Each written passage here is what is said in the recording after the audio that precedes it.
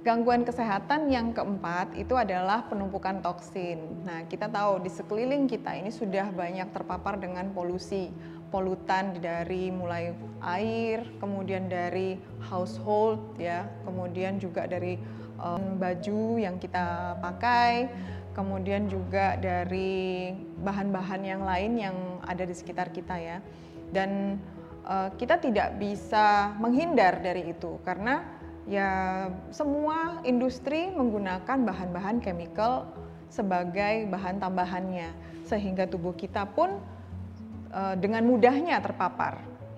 Nah, hal-hal yang bahan-bahan yang terkandung di dalam bahan toksik tersebut mungkin kita sudah tahu ya, seperti pestisida, terus kemudian asbes yang ada di bahan-bahan di lantai, di pipa ya, terus kemudian juga klorin itu juga biasanya ada di pembersih-pembersih alat rumah tangga, lalu juga di pembersih sterilitas untuk minuman ya, kemudian juga ada bahan heavy metals dan juga bahan ftalat yang dari plastik ya, dan kita tahu sendiri penggunaan plastik di seluruh dunia ini sudah cukup tinggi sekali sehingga itu bisa membuat polusi yang tidak terhindarkan.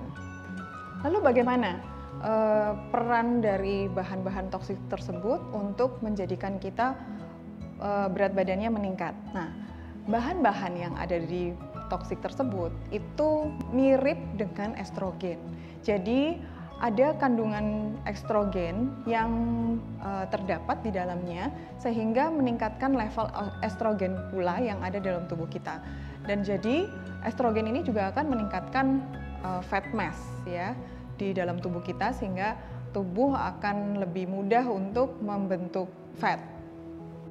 Nah, dengan adanya peningkatan level dari estrogen ini, maka akan mengganggu metabolisme. Dengan adanya metabolisme yang terganggu, tubuh akan meningkatkan fat cells supaya bisa mengcover kebutuhan dari metabolisme tersebut.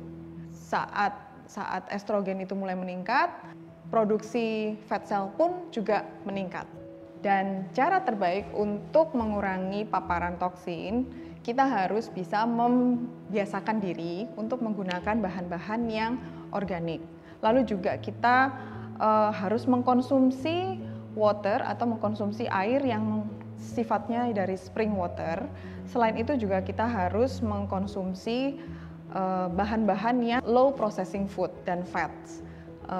Bisa juga kita mengurangi bahan-bahan yang mirip dengan estrogen, contohnya ya seperti soy, kemudian juga bahan-bahan yang lain yang sifatnya meningkatkan level estrogen dalam tubuh kita. Selain itu juga dengan melakukan exercise yang rutin. Selain itu, kita juga bisa menambahkan dengan suplemen yang bisa berfungsi untuk meningkatkan fungsi detoksifikasi pada tubuh kita, yaitu fungsi liver. Liver sendiri beserta organ pencernaan kita bertujuan untuk mendetoks semua racun yang masuk dalam tubuh kita.